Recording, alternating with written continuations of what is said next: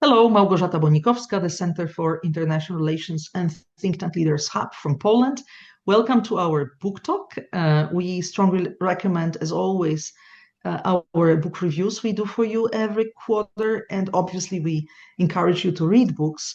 And the reason we are doing the book talk today is that we launch a Polish edition of a recent book, actually the first book by Edward Fishman called Chokepoints. In Polish would be Punkty Krytyczne, which was brought to the Polish reader by publishing house Prześwity, wydawnictwo Prześwity. So as you can see, we are quite quick in Poland. Original version in February, and already in November we have a Polish text. And with us, Edward Fishman. Thank you, Edward, for your time. Oh, it's my pleasure. Thanks so much for having me on today. I know that you are a busy person. You teach at Columbia University in New York and School for International and Public Affairs. I'm very happy to hear that because years ago I was a student myself at that university. But earlier you were also working for the government under President Obama, right? In the Treasury, in the State Department, in the Pentagon. So I have to start with this question. For whom really you wrote this book? Sure. Well, thanks for asking that, because my decision to write Chokepoints really does stem from my experience working in government, specifically to 2014. So I was the first Russia and Europe sanctions lead at the State Department after Russia first invaded Ukraine in 2014 and annexed Crimea. And I vividly remember the debates that we would have in the White House Situation Room in the months following Russia's annexation of Crimea. And every day that we would have these conversations, there would really be two topics on the agenda. The first topic would be, what should we do on the military side? Should we arm the Ukrainians? Should we provide them with military assistance? Ultimately, President Obama decided not to provide lethal aid to the Ukrainians, which I think was a mistake. But those discussions that we had were very intense, well-informed debates. Whether it was the Pentagon or the Joint Staff or the CIA or the State Department, everyone came to the table with an extremely well-informed opinion. But then the second topic of the conversation was always economic statecraft. What do we do in terms of sanctions? How do we apply pressure to the Putin regime in this war in Ukraine? And whenever we would talk about sanctions, which ultimately did become the main tool that we were using against Russia, and still to this day, the room would oftentimes just go silent. And maybe one or two people at most felt like they had the requisite knowledge to pipe up with an informed opinion.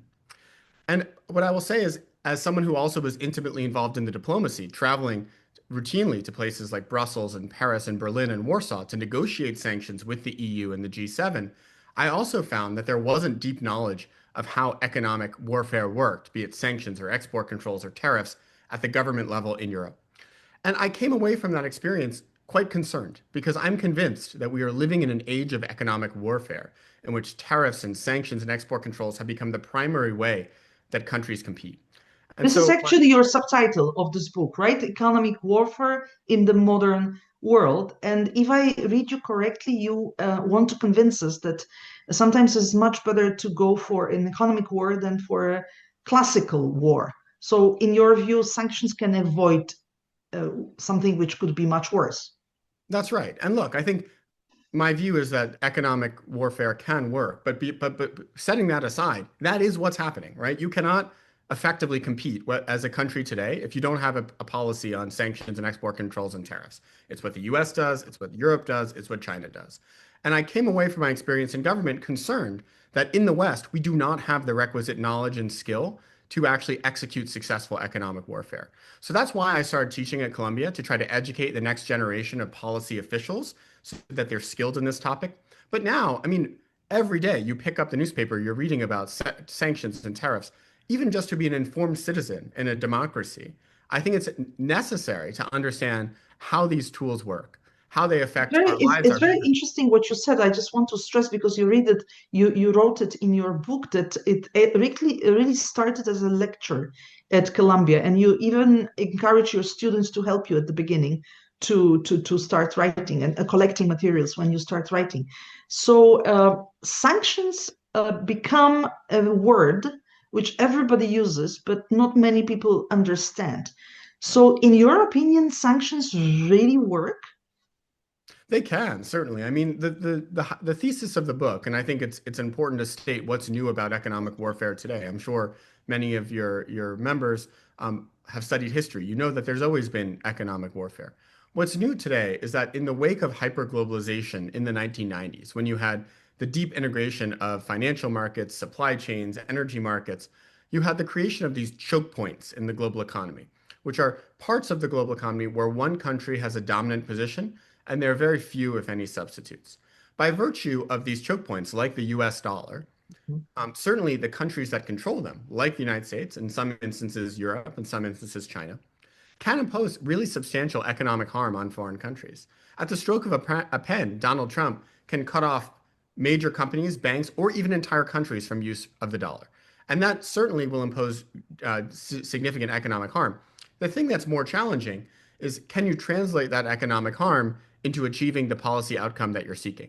But And in that before respect, we're not we as dig effective. into this, I just want to pose one question for our readers just to be more aware. If you can briefly describe in the book, I encourage you to read the book because there is a lot of examples and it's a detailed description. But briefly, how did it happen that the US is today so powerful that it can implement these sanctions? The story is really the story that overlaps with the rise of the dollar-based financial system. So it's everything from the demise of the Bretton Woods system, where historically, from the end of World War II all the way up until 1971, finance was relatively constrained because all countries had fixed exchange rates to the dollar, and then the dollar was fixed to gold at $35 an ounce. Well, after Richard Nixon took the dollar off the gold standard, we now have floating exchange rates. We don't have capital controls anymore. And it became viable as a company in Germany or Poland or France to finance your operations through dollar lending, right? Through using dollars in your operations. And that in and of itself gave the US a lot of power. There's additionally the story of globalization, where integrated supply chains, just-in-time manufacturing, relying on everything from material inputs from China or Vietnam or other countries created webs of globalization that could be weaponized. But then I think that the key geopolitical factor was the end of the Cold War, because even during the Cold War period from 1945 up through the end of the 1980s, you did have increasingly economic integration amongst advanced industrialized economies, right? The US, Western Europe, parts of the democracies in East Asia like Japan. But you, of course, did not have deep integration with the former Soviet Union. You didn't have deep integration with China critically. And so you sort of had two economic systems that were working in parallel.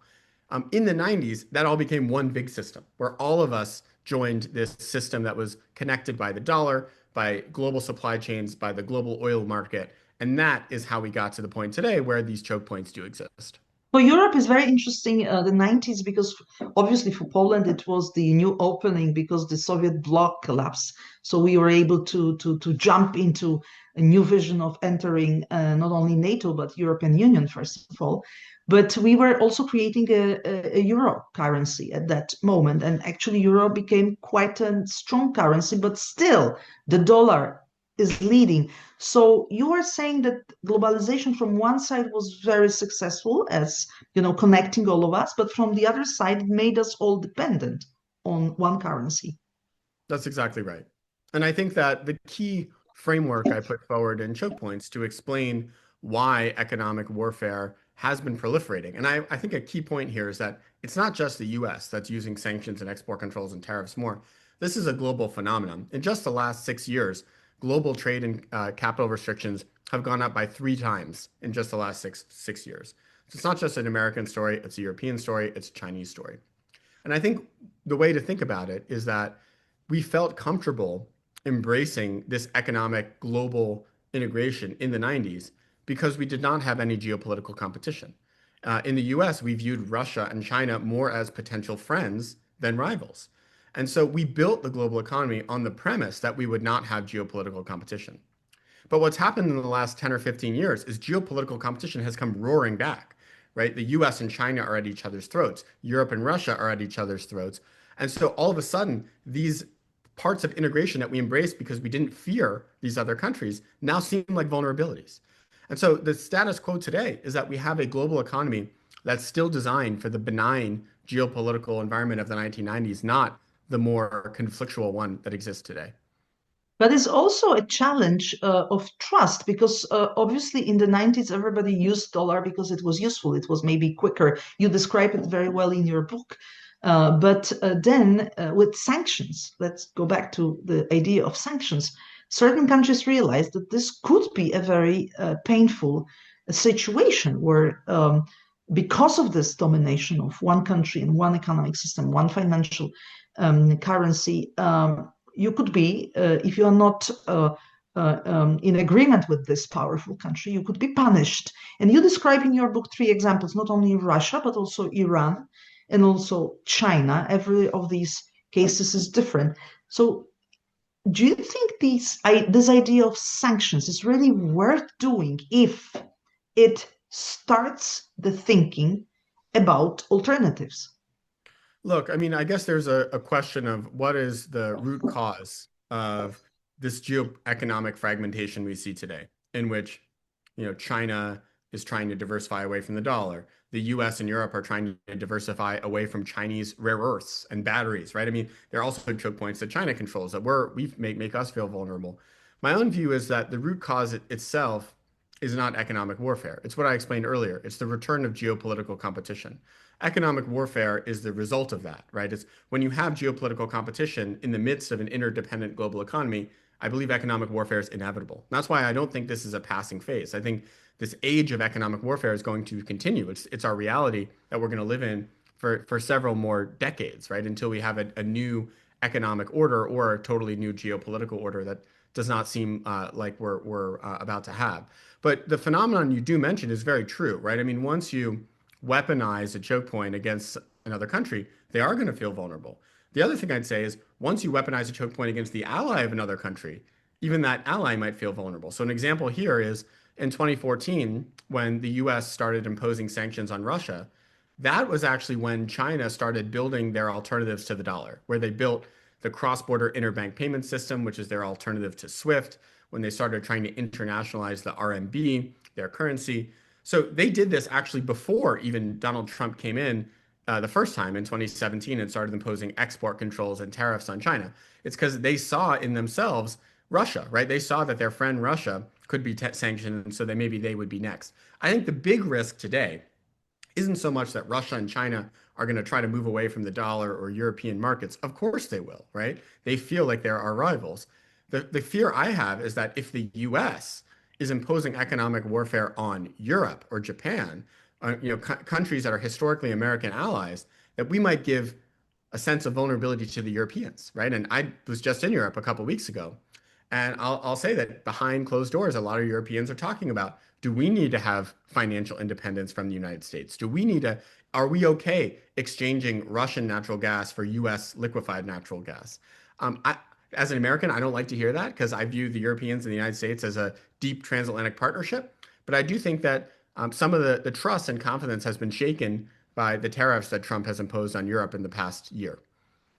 Well, but on the other side, what we have to understand is also if there is any possibility really to be able to build an alternative system. You mentioned Bretton Woods system, and you also said, and the book explains it very well. So I really strongly recommend all of you to dig into it. Why Bretton Woods was created. So this was very logical consequence of what happened, why the war, two world wars started. Just a temptation, a try to avoid the next one. But today, it seems that not only Russia, China, and other countries of BRICS, for example, look for alternatives, but everybody tries to be more independent or less dependent. It's not only against the US, is in Europe, for example, is generally looking for being self-sustainable. Do you think, as a specialist on economic warfare, is it possible that we will be able to disconnect, to create some alternative to this system what we have? Yes, I do think it's possible. Do I think that it can be done at a reasonable cost? Do I think that could be done without significantly hampering economic growth and our living standards? No, I don't. So I do think it's a painful process. That's why, what I argue in choke points is that, we are likely to see some level of unraveling of economic interdependence in the coming decade. It's the type of process where from day to day, you don't see much change. But when you zoom out and look over several years, you start seeing major trends. Like, I do believe there will be more decoupling, for instance, between China and the West. So I think the key question in terms of whether this can be done at a sustainable cost is, are we moving toward a block-based global economy where the US, Europe, Indo-Pacific democracies like Japan and India and Korea will actually have deeper interdependence? So we'll sort of form a big block of democracies that decreasingly is dependent on China and Russia, right? So you sort of have two blocks that are sort of moving in opposite directions. Or do you have something that looks more like autarky, every nation for itself, where the US is trying to be completely self-sufficient and Europe is trying to be completely self-sufficient and Brazil is trying to be completely self-sufficient? If we have that latter scenario, which is kind of every nation for itself, that's the 1930s, right? That's what led to the outbreak of World War II, chaotic fragmentation. So I think that, Or, or it could be also another scenario we know very well from European history of concert of powers, that we will have a multipolar world where there will be, I don't know, 5, 7, 10, 20 different poles of power. Each of these poles would like to demonstrate military power, but also economic power, obviously.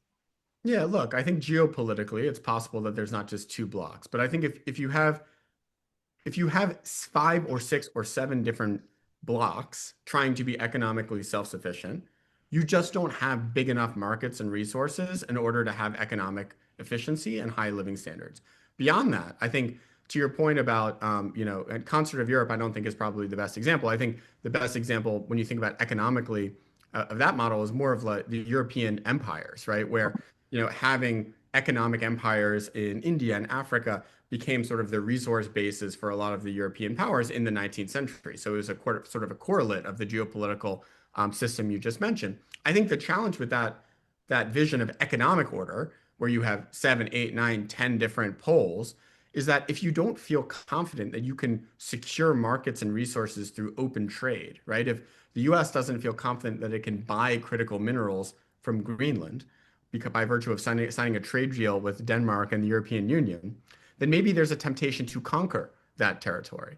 And I'm not saying that that's something the US is going to do next year, but I think that that mentality, the mentality that of self-sufficiency within a small, narrow block of countries leads to imperialism and conquest. And so I worry about the consequences of that system. I think on the economic side of things, we'd be much better off by a global economy with two major blocks as opposed to one with 10 blocks.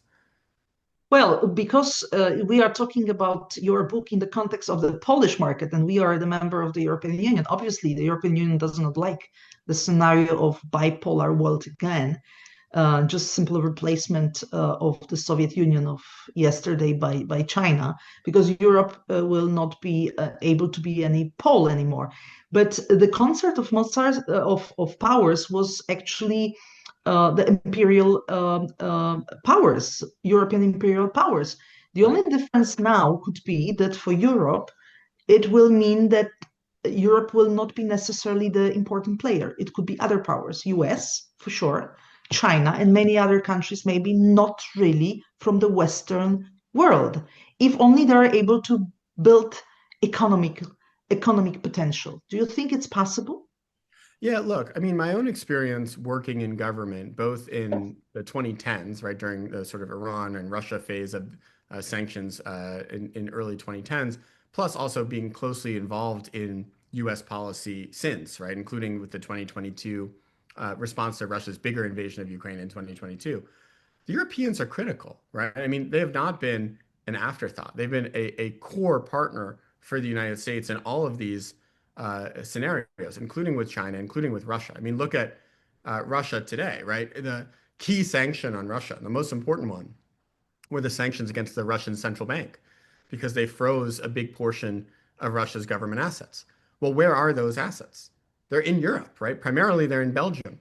And I think that to the extent we are going to be able to continue financing Ukraine's war effort, that's largely going to be because of Europe, because the European Union agrees to come together and repurpose these assets that are stuck in Belgium. And I hope they do that at the end of this year.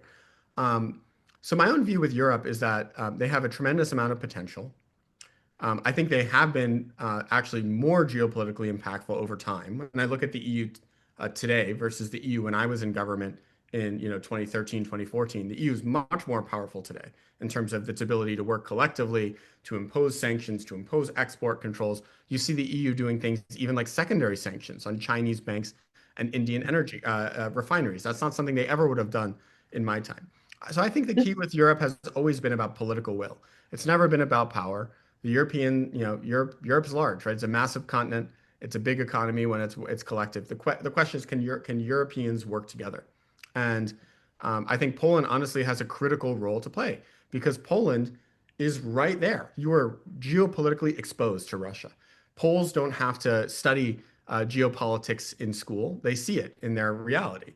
But if you go west, if you're in France, maybe you learn about geopolitics by reading history. And so my own view is that the Poles need a stronger voice within Europe to get the Europeans to be a stronger geopolitical actor overall. Well, we are trying to do it also because we became the 20th world largest economy this year, and we are number 5 in the European Union. And we are very happy that despite all these problems you described, European Union was able also to implement sanctions against Russia, 19 packages of sanctions. But I have to ask you in this regard, do you think that sanctions against Russia in this particular situation are really working? They are really hitting them badly? Of course, yeah. I mean, to me, this is almost when I hear this question, I oftentimes get confused because you have to if you're asking are the sanctions working, you have to have a metric of success, right? If your metric of success is have sanctions worked to change Putin's calculus and make Putin leave Ukraine, well, obviously they failed, right? No, but I think that's too high of a bar of success. As a former policymaker, I view this practically. What would we be better off if we had done no sanctions, or are we better off having done the sanctions? Well, let's think about it. If we hadn't done any sanctions, Russia would have at least 300 or 400 billion euros more of ammunition that they could use to funnel into their war machine. They would have unfettered access to Western technology for missiles, for bombs, for other types of things. They wouldn't have the economic problems they have today. So they would be much more successful on the battlefield and economically than if you have sanctions. So to me, as a practical matter, sure, the sanctions are working. The more operative question is, could the sanctions be working better? And in my view, in that regard, is definitely they could. And the reason I think that the sanctions in some sense have disappointed expectations is that from the very beginning, the West has been very cautious about targeting Russia's oil sales aggressively. Russia's economy is quite simple. They have one industry that is globally competitive and very lucrative, and that's the oil sector, where they sell 5 million barrels of crude oil and another 2.5 million barrels of refined petroleum products on global markets every day. That's how they make hard currency. The Biden administration was too nervous about targeting Russian oil sales for fear of spiking oil prices here in the United States and raising inflation. Well, right now, oil prices are extraordinarily low. They've been in the 60s for a very long time. Inflation is under control. There's no excuse anymore for the US and Europe not to aggressively target Russia's oil revenues. And I'm certain that if we had the political will to do so in Washington, in Brussels, in Warsaw, we could devastate Russia's economy. So this is not a question of do we have the economic weapons? I talked about this in Chokepoints. We have successfully cut big countries' oil sales like Iran by 60% in just a year. The question is, do we have the political will to do so with respect to Russia? But the other question is, and you also put it in your book, is what will be the effect in the long run? Because in the short run, yes, we hit badly. But in the short run, in the long run, we see that these countries who are hit, they create a new alliance. They create a new series of talks. They try to look for alternatives to the dollar, to the system we are having. And you rightly say in your book that we are not having now a clear picture. What system will we have? And you just rightly said a minute ago that it is possible that these countries can create something different. So it is not the ironic that we want to fight them, but at the end of the day, we will be fought by them. Yeah, I mean, I guess my question is if today the US and Europe says, okay, we're not doing any more sanctions on Russia, do we think that the Russians all of a sudden are going to say, okay, we're going to depend on the dollar again? No, I think, once you feel geopolitically vulnerable, you're not going to put yourself in that position again. So to me, it's sort of a false choice. I think you could go back and ask, should we have ever done any sanctions? Maybe we would have been better off never having sanctioned Russia. But to me, that's also an absurd proposition. In 2014, at the very beginning of Russia's first invasion of Ukraine, Russian companies had $700 billion worth of dollar-denominated debt. Their entire economy was running on Western finance. So I mean, what would have happened had we kept doing that? I mean, Russia would be much more powerful today, and they wouldn't just be fighting Ukraine; they'd be looking at NATO as well. And I think the even better question is why, after Russia's 2008 invasion of Georgia, when Russia declared to the world that they were a neo-imperialist power, why then did we not impose aggressive sanctions? If we had done that then, we would have been much better off today than if we had, waited until we did in 2022 to really bring down the hammer. But we in Europe know very well that one of the reasons these sanctions hit slower than we expected is that Russia has friends. And then Russia offered good deals to these friends, especially countries like China, but also India, Indonesia, the Gulf countries, etc. Now we have a situation, and you mentioned in your book not only Russia, not only Iran, but you mentioned also China, and you describe a special approach towards China because of the strength of this country. You cannot really hit only by, economic behavior because China is a dominating player in the trade. So you mentioned technology. Can you elaborate a bit on that? Yeah, sure. So far, we've mostly been talking about the dollar as this critical choke point that the US controls. And just to quantify it, the dollar is involved in 90% of all foreign exchange transactions. And so it's very difficult to do business across borders without touching the dollar in one way or another. Um, Technology, and specifically high-end technology, is another choke point that the US controls. Sort of where I live, New York is the capital of finance. Where I used to live, the Bay Area, Silicon Valley, is the global capital of technology. That is where most of the best technology in the world comes from.